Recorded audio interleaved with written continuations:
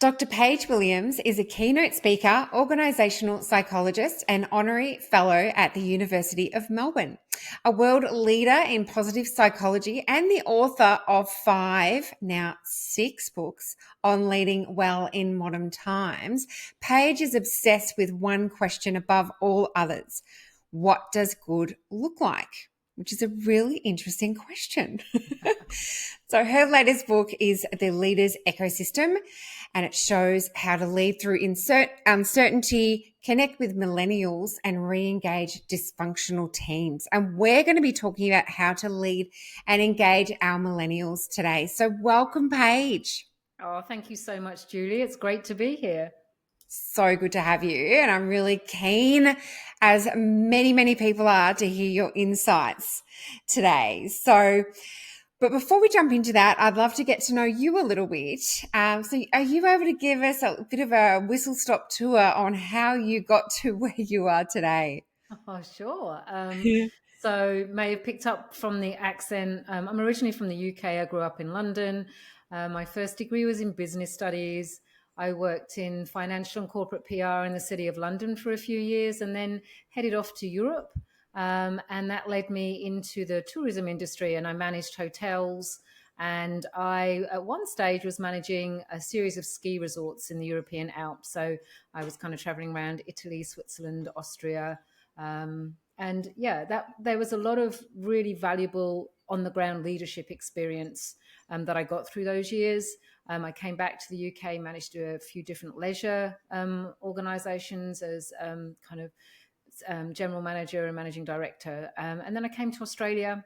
I did graduate kind of studies in change management, and I worked at Geelong Grammar School and was one of the small team that introduced the science of well-being, positive psychology as it was known then, to the school, but more broadly to Australia, because I'm not a teacher. I'm someone who's interested in systems and organisations and specifically leadership. That's really how I've kind of come to then do my PhD studies, looking at how do we create thriving systems and how leaders are an essential part of that.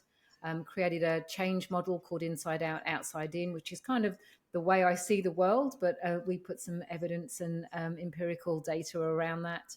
And then for the last, goodness me, maybe 10, 15 years or so, I've been working alongside leaders and teams to help them really find how to be exceptional in their work and create cultures that encourage others to do the same. Unreal. What a great story you have. Thank you. So interesting, like your whole background. And and I'm sure that's enabled you to really draw on that, in the work that you're doing today. So, and really engage with our millennials and our older generation. So I think, what have we got now? We've got 5 generations in business now. That's right. Yeah. 5 generations in the workforce. Yeah. Wow. That's a broad set of values that leaders are having to navigate, and then navigating them at a time where the complexity and the pace of complex change is ever increasing. So both if you like, the technical side of leadership and the human side of leadership is really asking a lot more of leaders, perhaps than it ever has. Yeah, absolutely. Absolutely. So I love what you're obsessed by, which is what does good look like? Yes. And I really do want to focus on them in the millennial space today. But where did this obsession come from? So I love the idea of guiding heuristics, and I love the idea of questions. I believe that questions are one of the most strategically leveraged tools that we have as leaders, because if we can get clear on a strategically leveraged question and ask that of ourselves and of the people that we lead, it takes what is often quite scattered attention and focuses it in around finding the answer to the question. And the thing is, questions are fateful, because what we ask questions about is what we discover more about. We get data and information, and we plan and strategize based on data and information. And that then determines what we actually put into action. And all of that, if you go upstream, I'm big on let's go upstream and find the strategic solution rather than dealing with the kind of the ripples and consequences downstream. If you ask a different question, it will result in different data, different strategy and planning, and different actions. So I reckon as leaders, one of the most important things we can be mindful of is what are the questions we're asking, because questions determine where data, information, and action flows from. So what does good look like is a really useful question because it's agile. And so we can ask it moment to moment. Like before I came into our conversation today, what does good look like in terms of how I'm showing up, what I want to share? I know that we're focusing in on millennials. What does that mean in terms of how I might frame some of the ideas that I think would be helpful? And so what does good look like moment to moment in this meeting, in this quarter, for this project, for this relationship? And what it helps us do is not fall into patterns, but stay aware and stay intentional, and hopefully moving towards the best leader we can be moment to moment, whether that's leading ourselves, leading others, or leading systems. Oh, I love that. Such a great frame of reference. And I love that strategic leverage too. I think I'm going to adopt this as one of my strategies for sure. Fabulous. Yeah. Now, so what does good look like when we're leading millennials? Yeah, so I think that I'm not one for labels, and yet they're useful, right? They're useful to a certain extent. And I think that our generational labels are useful because what they do is they help us understand what are the particular set of circumstances that this group of people were exposed to during their formative and developmental kind of years in elder youth and young adulthood.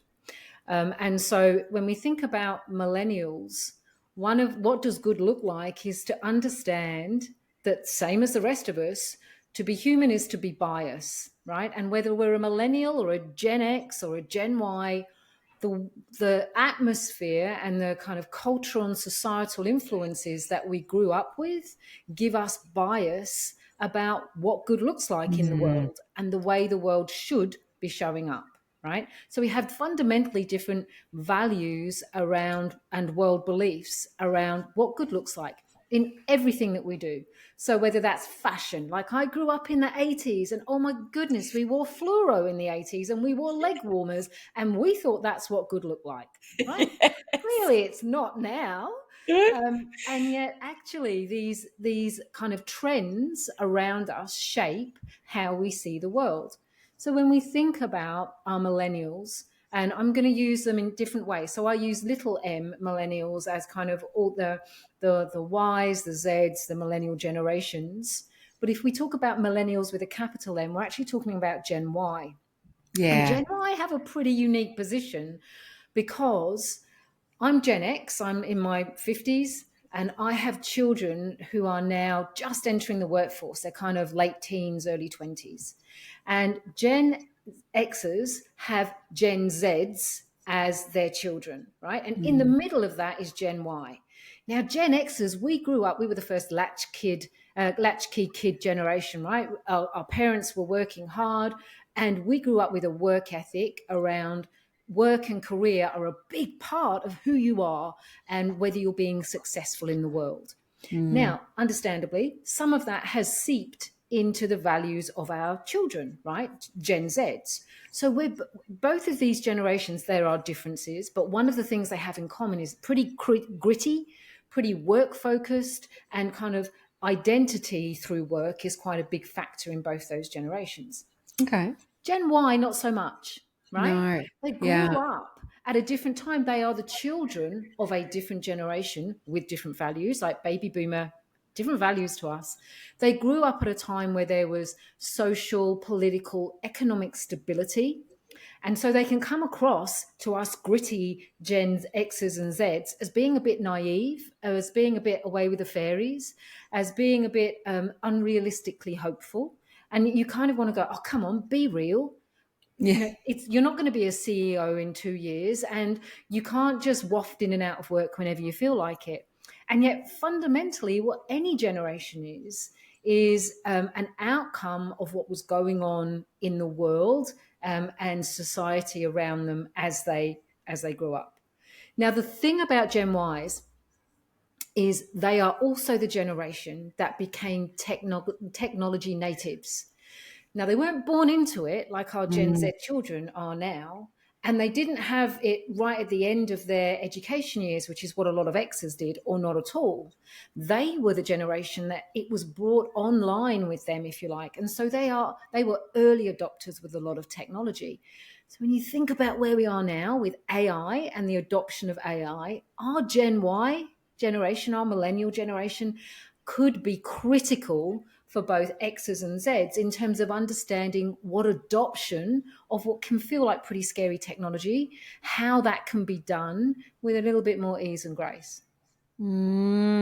So fascinating, And the isn't thing is, it? When you point that out and just make yeah, that so clear. And it just, all these amazing CEOs that are now forefront of real innovation are, a lot of them are Gen Ys. they are. So yeah, and it And they're just sort not of makes afraid of sense. technology, right? They don't No. see it as kind of something that's a burden, which can be a Gen X kind of attitude towards it because it came in quite late for us in our Yes. learning years. And they're Yep. not kind of, oh, it's just the air that I breathe, which is what our Gen Zs are, Yeah. right? And so they are like, no, no, what do we do with this? How do we play with this? How do we bring this into something that's meaningful for us? So they have a fundamentally different relationship with it. So if I'd say what's the one thing, and it's not just millennials, it's across the generations, the 5 generations, is seek to understand. Like to be human is to be biased. We're all biased.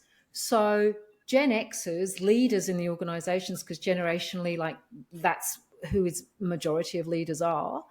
How do we seek to understand? How do we seek to get behind the label, find out more about the individual, because labels are useful, but they can also be a big kind of tripwire, and understand what perspective they bring that actually adds value rather than writing it off as something that's unrealistic or not helpful. Yeah, absolutely. Are there any particular strategies that you've found to be really effective when you're building trust and engagement Yeah. with, is what you're saying is that harder to do with the Gen Ys rather than the Gen Zs as they're coming through? So I reckon I'm now going to use millennials with a small m, right? Yeah. So I kind of go generations kind of Y onwards have a fundamentally kind of different understanding of their role in the workplace. And I reckon this comes down to power dynamics. So we know that traditional leadership models are about kind of leader as the font of all knowledge. It can be called command and control, came from military models. We've had various kind of waves of leadership development that talk about distributed leadership and servant leadership and authentic leadership. But really, I reckon what it comes down to is any relationship, whether you're in a formal leadership role or not, there is a power dynamic. And with our millennial generations, I reckon that power dynamic needs to be one of partnering. So if you go, what's your meta strategy for connecting with millennials?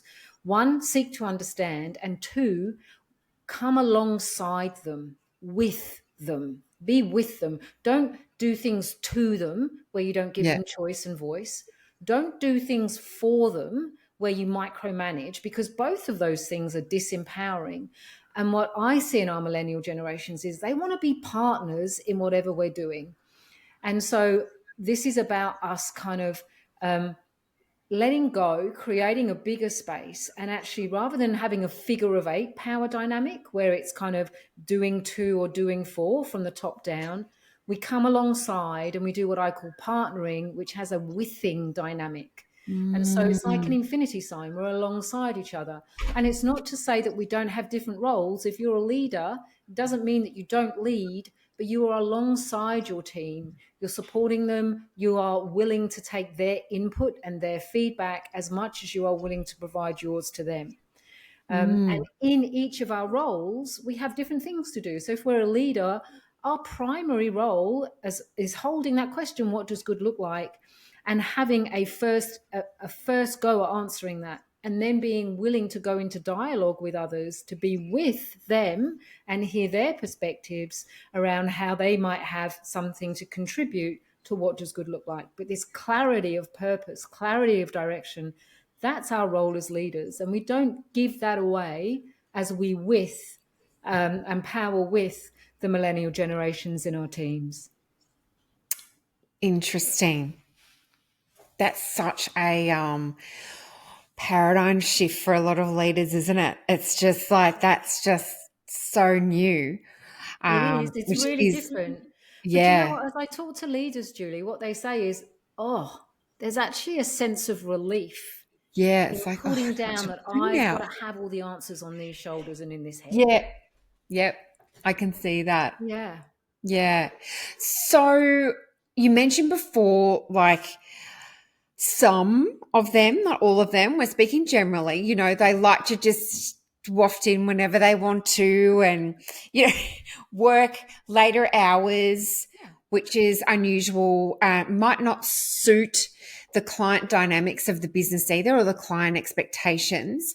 So how do you manage that balance where you need structure in your business? Yeah. And, in particular businesses, they need a lot more sort of rigid structure than others. And the millennials need little m, for flexibility and autonomy. Yeah, absolutely. And so this comes to another like key part of our role as a leader is to hold a bigger space, because when we hold a bigger space, it doesn't become you versus me, your position versus my position. We hold a bigger space to find maybe a third position that and it's not a compromise, it's a third position that maybe neither one of us had thought of individually that actually meets the bigger need.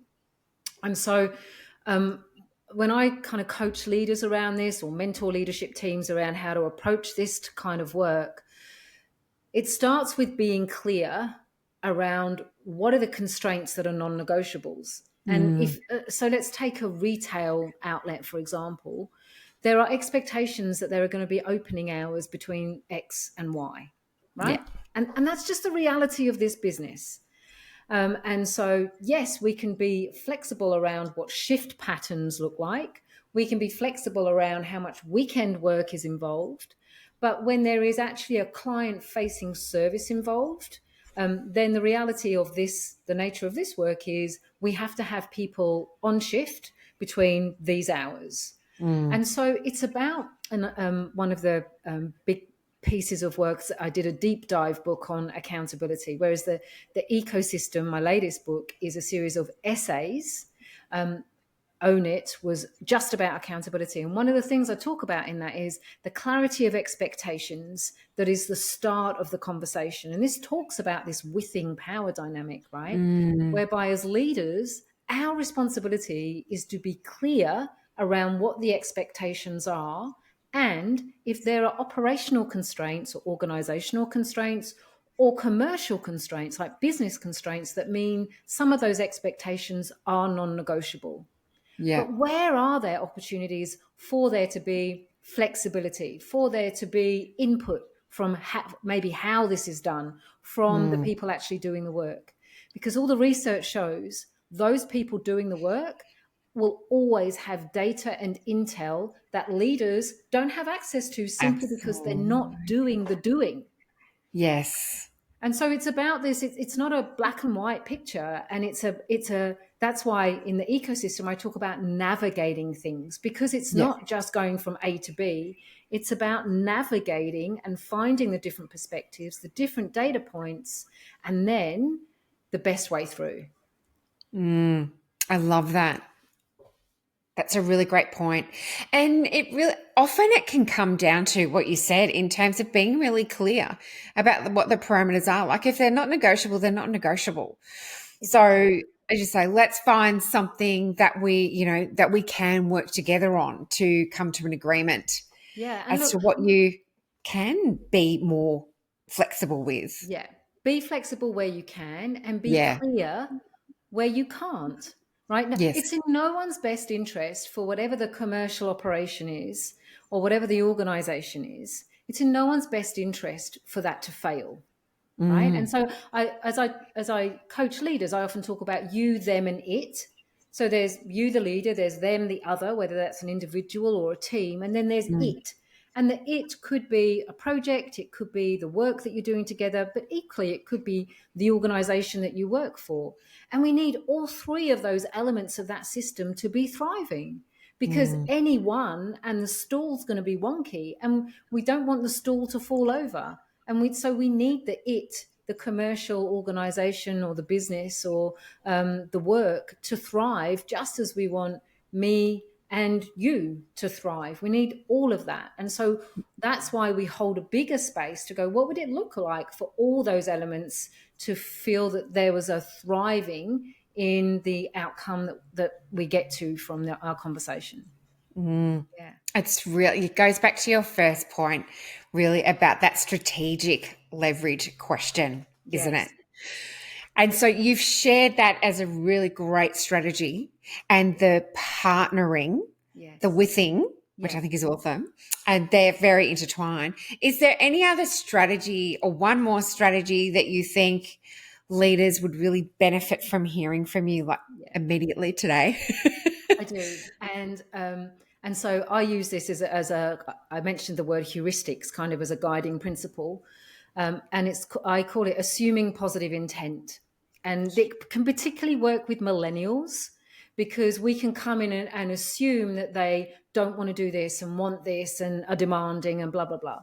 And so where I use this, and I use it kind of every day, is I assume positive intent. So I assume that the person or people that I'm dealing with are showing up with the best intentions, with everything they've got available right now to make the best contribution they can to the work that we're doing together.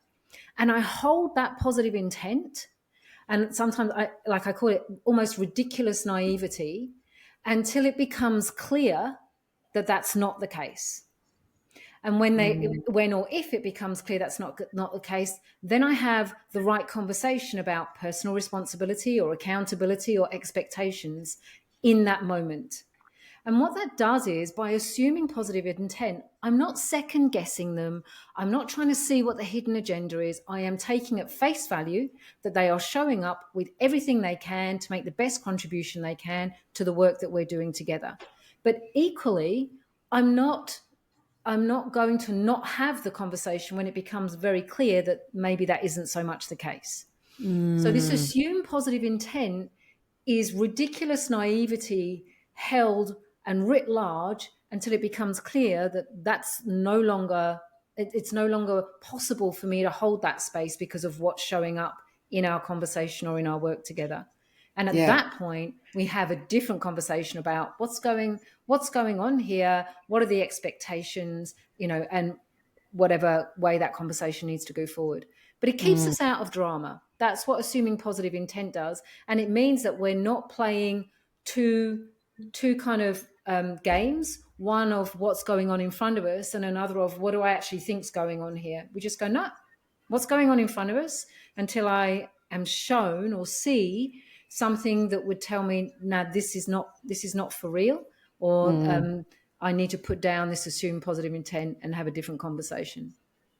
Incredible. I love it. It's a real mindset shift, total mindset shift there. And you've shared some amazing strategies very, very, very generously, Paige. And I wish I could talk to you for longer. You're fascinating, and I can't wait to dig into your book as well. So, well, that's great. I hope you enjoy it, Julie. Thank you. It's definitely what leaders need. So thank you so much for being part of Leading You today, My pleasure. Paige.